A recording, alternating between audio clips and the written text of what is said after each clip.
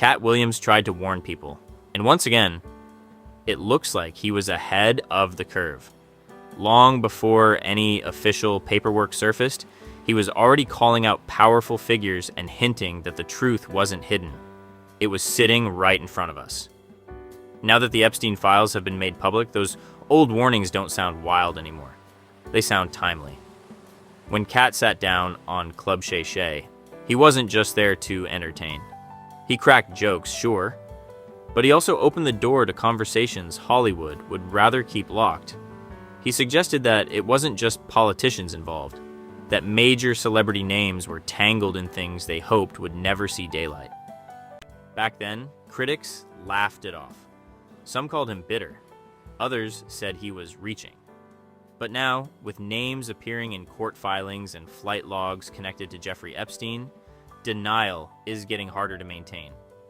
Once the files dropped, fans immediately rushed to defend their favorites.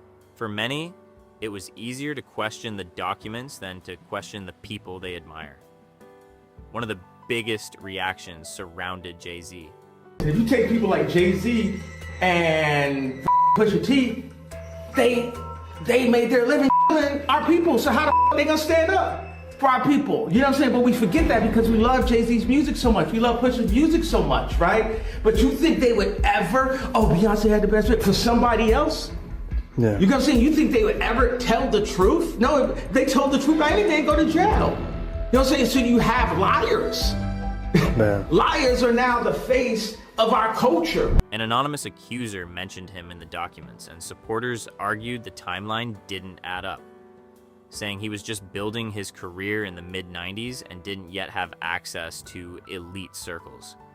But access to fame and access to power aren't the same thing. Even early on, Jay-Z was moving comfortably in influential spaces. Old interviews resurfaced, showing him around industry heavyweights like Harvey Weinstein. And to some viewers, revisiting those clips, the energy felt different this time. Moments that once seemed ordinary suddenly raised new questions. And it didn't stop there. Old footage, party photos, and industry connections started circulating again. Conversations that were once dismissed began resurfacing with new weight. Then there's Naomi Campbell. Her name appeared in flight records, showing multiple trips on Epstein's private jet in the early 2000s. She has publicly denied knowing anything about his crimes and stated that she supports victims. Still, the internet started connecting dots. Emails, past appearances, old rumors. Some questioned whether young models were ever introduced under the pretense of opportunity. The same applies to Bill Gates. Years ago, he admitted that spending time with Epstein was a mistake and claimed their interactions were limited to dinners. However, the newly released documents suggest more consistent contact than previously described. Shortly after his marriage ended, Melinda French Gates later spoke openly about how disturbed she felt regarding Epstein and how it affected her deeply. Public apologies followed, but skepticism followed even faster. I was foolish to spend time with him. I was one of many people who regret ever knowing him. No, apparently Jeffrey wrote an email to himself.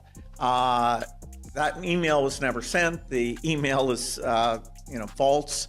So I don't know what his thinking was there. It just reminds me, every minute I spent with him, I regret and I, apologize that I did that. It's factually true that I was only at dinners. I never went to the island. I never met any women. And so, the more that comes out, the more clear it'll be that although the time was a mistake, it had nothing to do with that kind of behavior. Even comedian Chris Tucker appeared in flight records linked to a humanitarian trip to Africa in the early 2000s.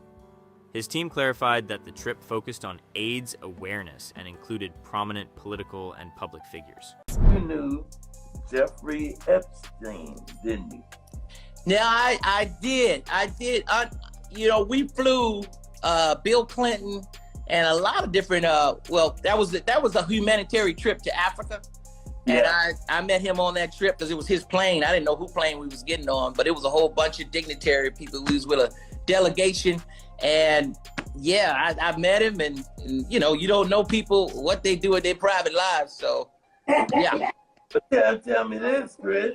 You was on this private plane, and you could tell that it was a private plane because they called it, what is Lolita Express? Oh yeah, it was a private plane. Yes. Oh yes. But wait a minute. You didn't never go to that island, did you? No. I don't know where that thing at. No. I don't think. Plane was enough. Hey, we was going to Africa to save lives. Being on a flight list doesn't equal guilt, but when the list keeps growing and spans entertainment, politics, tech, and finance, people start to realize this wasn't a small circle. It was expansive. Tucker that we got now is Epstein Island Chris Tucker, not Smokey. Oh, Lord have mercy. Ever talk to you about like, hey, I know Donald Trump. Hey, I know Kevin Spacey. Hey, I know Leonardo DiCaprio. Like, did he ever talk about these celebrities and like these stories with them or anything like that? No, he would tell me things like I knew when he flew Clinton to Africa, which is what first put him on the map. You know, he told me he went to Africa. He took Spacey, Chris Tucker. Yeah, he would mention people's names that he was with, but he wouldn't tell me much about them themselves. Mm-hmm. But you know, he would tell me he was with so and so. Like, if I didn't know no better, I'd tell you he's the greatest. I don't care what you say. To be confident and not delusional is a real skill. Most of these confident people we see is really delusional. Well, you don't think they asked Chris Tucker to come back in the second Friday? Chris Tucker didn't want to be the poster child for smoking weed. He don't smoke weed like that. Right. He in the church. He Michael Jackson's best friend. Christmas. Michael Jackson called him Christmas. You ever met a man that gave you a little nickname like that? No. Me neither.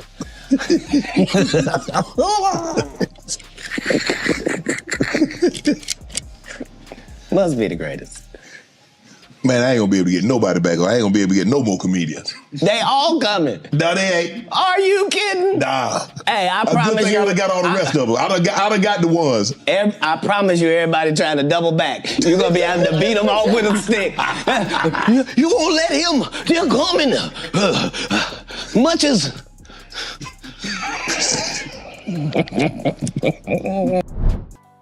The name Bill Clinton resurfaced again, with photos inside Epstein's mansion circulating widely online.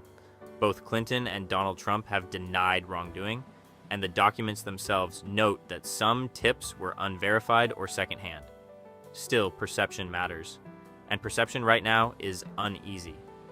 As the files spread, longtime singer Jaguar Wright re-emerged with her own perspective. In interviews, she argued that the entertainment industry doesn't reward honesty. It rewards silence. Adjacent to, or, traveling in the same circles as the person that's been selected to be this icon. Because let's just be very clear. He was selected, just like Diddy was selected. Question is by who? Now, in her view, this isn't about party lines. It's about a class of powerful individuals operating above consequences. According to her, those who protect secrets thrive. Those who speak up face backlash, financial strain, or public attacks. She also made a broader point: this isn't political.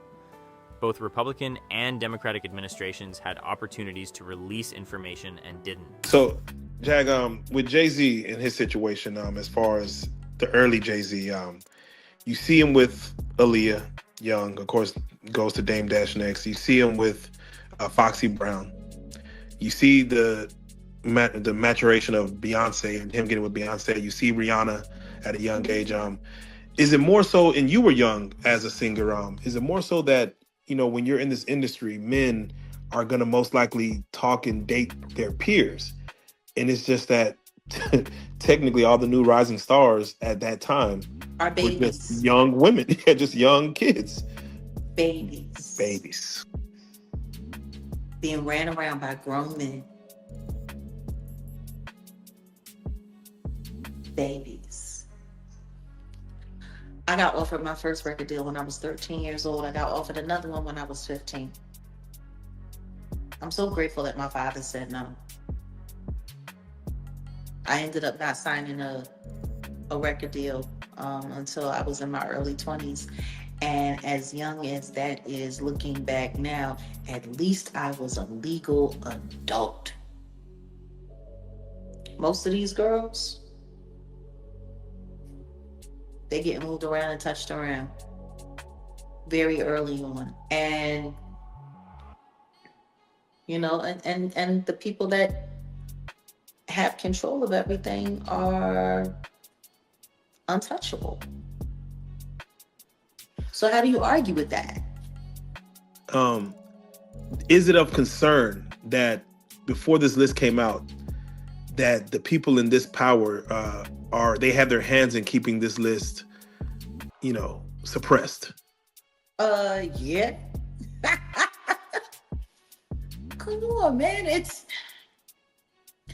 I think we're speaking about this from a place where we're trying to make it seem like things are fair and people are just and people are decent.